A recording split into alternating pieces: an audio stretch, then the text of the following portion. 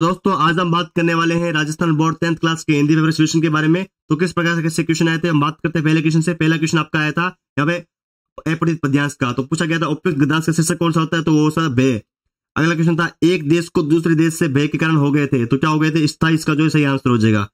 अगला क्वेश्चन आया था तीसरा सबल और निर्बल देशों के बीच अनवरत चल रही थी, तो किसकी अनवरत चल रही थी, शोषण की प्रक्रिया की अनवरत चल रही थी। अगला क्वेश्चन आया था आपका छात्रवृत्ति जो है यहाँ पे किस वृत्ति से भिन्न होता है, तो ये आपके किस वृत्ति से भिन्न होता है, इसका जो सही आंसर हो जाएगा ऑप्शन नंबर ए, वन वृत्ति से भिन्न होता है। अगला क्वेश्चन देखते हैं, अगला क्वेश्चन किस प्रकार से था देखिए। हाँ, अगला क्वेश्चन आप देख पा रहे, छठा क्वेश्चन आपसे पूछा गया था कि उपयुक्त गद्यांश का शीर्षक क्या है। यहाँ भी आपको जो ये आया था काव्यांश, ठीक है। उससे पहले ये पांचवा क्वेश्चन भी देखिए, उच्च और पवित्र आदर्श के लिए जो है किसका प्रतिष्ठा आवश्यक होती है, तो वो होती है छात्र संघ की। ओके, अगला क्वेश्चन आपके सामने ये था कि भाई साहब इस जो सेकंड जो पैसेज आया था काव्यांश आया था, इसका आपको पूछा था शीर्षक क्या होता है, तो इसका शीर्षक था बचपन। बहुत इजी सा क्वेश्चन था।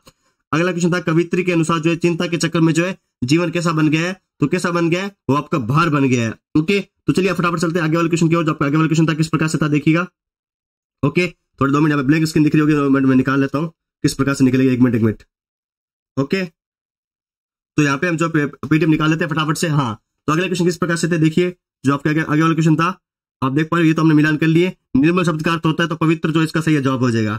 अगला क्वेश्चन देखते हैं उपयुक्त काव्यांश में जो है सताप जो है मिटाने वाला है, तो इसका सही आंसर होती है बचपन। अगला क्वेश्चन था यहाँ पे नंदवन सी क्या फूल उठी थी, वो उठी थी कुटिया। अगला क्वेश्चन देखते हैं मैं क्यों लिखता हूँ पाठ के लेखक ने किस वैश्विकता का वर्णन किया था, तो इसका सही आंसर हो जाएगा हिरोशिमा के परमाणु विस्फोट का।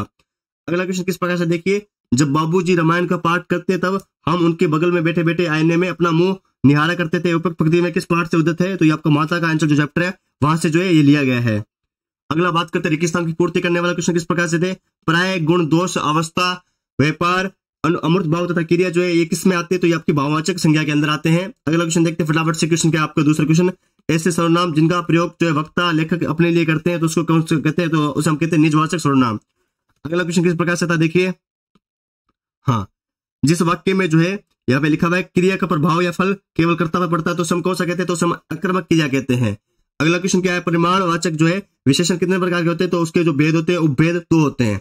ओके, अगला है यहाँ पे हिंदी भाषा में मुख्यतः प्रकार के जो उपसर्ग प्रचलित है, तो 3 प्रकार के जो है यहाँ पे उपसर्ग प्रचलित है। अगला देखते हैं वी प्रत्यय जो धातु अथवा क्रिया के अंत में लगकर नए शब्दों की रचना करते हैं, तो उसे हम क्या कहते हैं, उसे हम कहते हैं कृत प्रत्यय। अगला देखिए जो आपके लघुतात्मक प्रश्न आए थे जैन संधि को उदाहरण समझाना था, तो मैंने उदाहरण लिखा अत्यधिक। आप कोई भी लिख सकते हो, इसमें क्या लगता है अत्यधिक में ई प्लस ए बन के जो ये बन जाता है। दिग्गु दम समास में अंतर लिखना था, तो दिग्गु में क्या होता है, पहला जो पद तो संख्यावाची होता है और दोनों के अंदर दोनों पद क्या होते हैं, प्रधान होते हैं और इसमें योजक चिन्ह लगा होता है, जैसे कि माता पिता। बात करें दीर्घ के अंदर उदाहरण, तो वो होता है चुराहा। अगला कीचड़ उछालने का मुहावरे का अर्थ क्या होता है, कीचड़ उछालने का मुहावरे का अर्थ होता है बदनाम करना। आगे आता है एक सदे साफ सदे सब सदे सब जाए। लोकोक्ति का अर्थ क्या होता है, इसका अर्थ होता है पहला एक काम करो और फिर पूरा बाद में।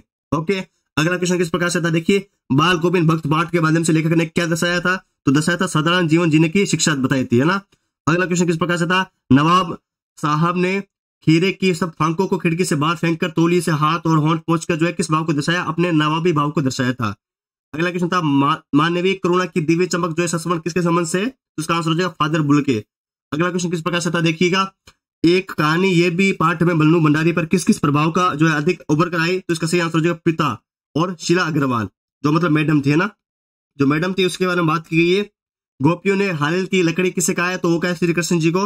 अगला क्वेश्चन था मोतिन की ज्योति मिलियो मल्लिका को मकरंद का भाव स्पष्ट कीजिए, तो क्या भाव था। इस भाव के अंदर यह बताया गया था कि राधा का मुख सौंदर्य इतना तेज है कि उसी के कारण मोतियों का प्रकाश और मल्लिका फूल को खुशबू अथवा सफेदी मिल रही है।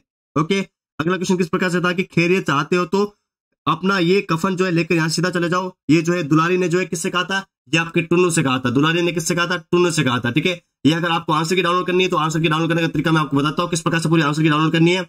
वहां से आप सिंपली अपनी जो आंसर की है वो डाउनलोड कर सकते हो। पूरी आंसर की डाउनलोड करनी है तो आप यहाँ पे ज्ञान.com वेबसाइट पे जा सकते हो, यहाँ पे आपको पूरी आंसर की मिलेगी। ठीक है, इस वेबसाइट पे आपको जो है पूरी आंसर की मिलेगी, तो जल्दी से जाइए इस वेबसाइट पे और पूरी आंसर की डाउनलोड कर लीजिएगा। ओके, चलते हैं हम आगे पे, जो आप आगे वाले फटाफट से वीडियो को लाइक और शेयर कर दीजिएगा।